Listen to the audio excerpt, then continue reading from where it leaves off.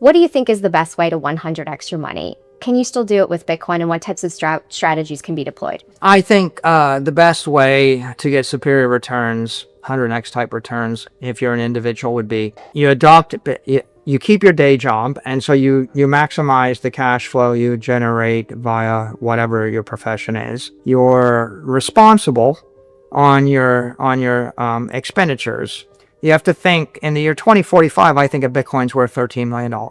So every Bitcoin that you don't buy is a $13 million cost. That Ferrari that you're going to buy is going to cost you like 6 Bitcoin. And so it's going to be a $100 million Ferrari, right? If you look out 20 years. So you have to keep your job, unless you're insanely rich, don't splurge on the Ferrari. Buy the 6 Bitcoin instead.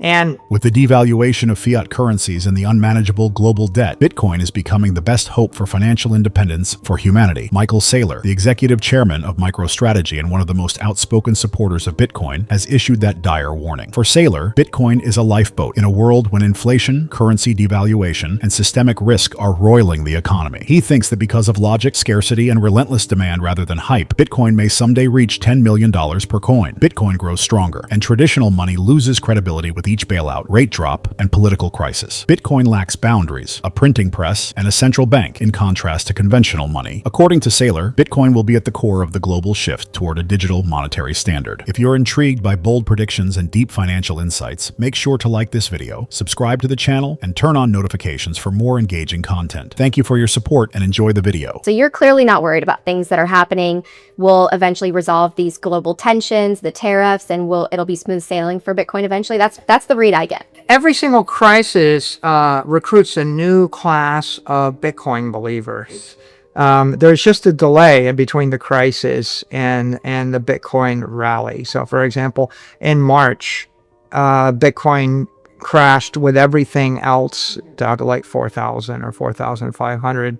And I started buying it in the 9,000s or the 10,000s. And I remember when Bitcoin was 10,000 and the NASDAQ was like 12,000. And, then Bitcoin would rally up and rage, and then there would be a crypto crash and it came down. And on the other hand, here we are today, and Bitcoin's like 96 or 97,000, and NASDAQ 17,000. And now we're in a big tariff crisis. And the near-term reaction is always the market cramps and everybody sells everything. But the long-term reaction is, if I had all my money invested in Bitcoin instead of invested in that company, I wouldn't have been affected by tariffs. And so what you have is a reallocation of portfolios to being more Bitcoin, less the other thing. People are thinking now, if I had more Bitcoin, less gold, I would have made a lot more money in the last 4 years. If I had more Bitcoin, less big tech, I would have made a lot more money. If I had more Bitcoin and less that bond instrument, I would have done better. So these are teaching moments, right? And in any macro panic, the most liquid, leverageable asset is Bitcoin. Bitcoin is the only thing that you can sell. You can sell it short with 50x leverage on Saturday morning. It's the only thing that you can short 50x on Saturday morning. So when people panic on a weekend or an evening, it's going to be volatile. And if someone wants to sell some financial asset because of some gloom and doom thing that's happened, they're going to go to Bitcoin first because it's the only thing they can trade. And not just trade in the US, trade globally, worldwide. And so it is volatile because it is useful, and it will be in times of panic and contraction. It will correlate for a short moment with other assets, but then it will bounce back and it will it'll break that correlation, decouple, and it'll rally higher. And that has happened, consistently for the past 15 years. And it's happening right now as we watch it. So I'm calm in these times because I think we're going to win over a new set of Bitcoin believers. And a new set of people that thought they had the perfect business are going to realize that no investment in real estate, in private equity, in public equity, or in a currency derivative is a risk-free investment. And when we say, look, Bitcoin is not a currency derivative, it is not a company, it is not real estate, it doesn't have a supply chain, it has no employees, it has no nexus, It is not, subject to that counterparty risk. Now there'll be a new class of investors that will understand what it means to be exposed to those risks, and they'll be like, oh, you mean like no tariffs on Bitcoin? Yeah, no tariffs on Bitcoin. In 2020, Bitcoin temporarily dropped below $5,000 during the market meltdown. However, despite the difficulties faced by many other assets, it soon recovered to between $9,000 and $10,000 and continued to rise. Bitcoin is currently trading close to $105,000, and tariffs, inflation, and mounting uncertainty are once more exerting pressure on world markets. Additionally, Bitcoin appears to be repeating the same pattern: decline, recovery, and increase. Bitcoin has demonstrated a great ability to rebound from significant market stress over the past 15 years, frequently doing so more quickly and robustly than traditional assets. Why? Due to the unique construction of Bitcoin. It isn't a business. There is no reliance on supply chains. Tariffs, earnings reports, and counterparty risk have no bearing on it. It trades 24/7 all over the world, and during panic, it's often the first thing sold because it's easy to sell. But that liquidity also means it's often the first to bounce back. To remain up to date on the most recent developments in Bitcoin, cryptocurrencies, and the digital economy, please take a moment to like this video, subscribe to the channel, and enable post notifications. And so there's a world of opportunity in the financial marketplaces if you incorporate the appropriate dose of Bitcoin volatility and Bitcoin performance into whatever instrument you're trying to create. Are you surprised the US hasn't yet bought Bitcoin? I'm not surprised. I was surprised that the U.S. has embraced Bitcoin as radically as it has over the last 6 months. I didn't expect nearly all the cabinet members to be so enthusiastic, or the Secretary of the Treasury. I didn't expect the strategic Bitcoin reserve, to be put in place so quickly. I didn't expect the crypto czar to declare that Bitcoin is, the one, global digital commodity in the world and is digital gold. I didn't expect the President of the United States to say never sell your Bitcoin. So those I didn't expect. I generally expect that large governments will move in a plodding, somewhat methodic, not always rational fashion, because there are just so many interests involved. And so my expectations are moderated in that regard. I think most of the aggressive action will come from small, mid-sized businesses, because they have the most to gain, the least to lose, and they can move the quickest. I think we're going through a rotation right now where, lots of non-economically interested parties are rotating out of the asset, and then a new cohort of investors are entering.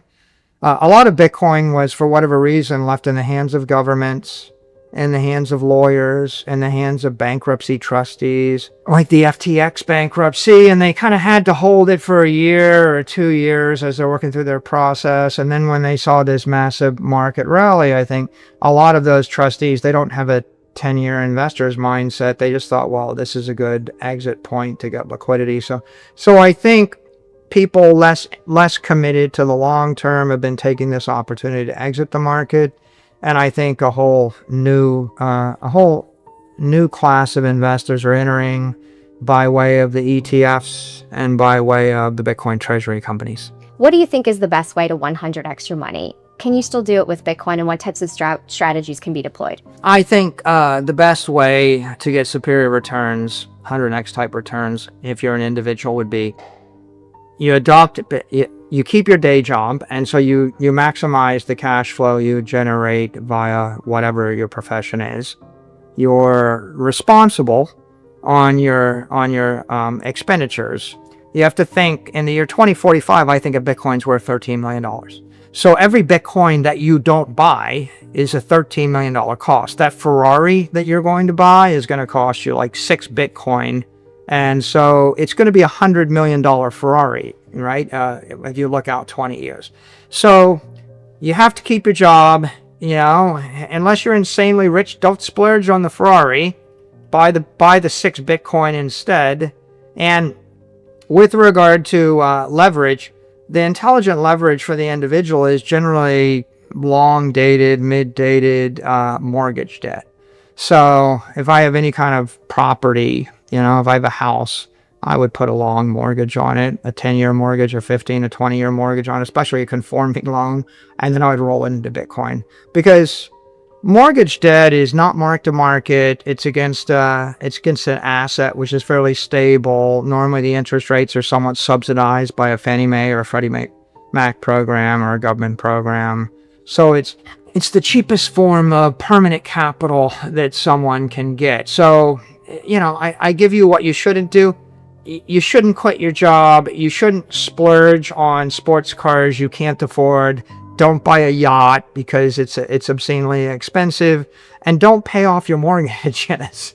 Don't get debt free. Any capital you have that's not mark to market capital would be better invested in an asset that's going up 30% a year for the next 20 years. Michael Saylor gives us a compelling message as we come to a close regarding the prospects of Bitcoin and how people might benefit from it. The fact that the U.S. government hasn't formally purchased Bitcoin yet doesn't surprise him. However, he was taken aback by how rapidly prominent U.S. figures such as cabinet members, the Treasury, and even the president accepted Bitcoin as a genuine worldwide asset and acknowledged it as digital gold. Saylor thinks that because there are so many conflicting interests involved, big governments typically take their time and proceed cautiously. He believes that small to mid-sized enterprises and regular people who can act more quickly and stand to win more are the ones driving true innovation and acceptance. He claims that we are currently seeing a change in the market. To lock in liquidity, those who weren't really long-term Bitcoin investors, such as attorneys managing bankruptcies or governments holding stolen property, are selling into the current rally. A new generation of professional investors is entering the market, with businesses adding Bitcoin to their balance sheets and institutions purchasing through ETFs. These individuals have a long-term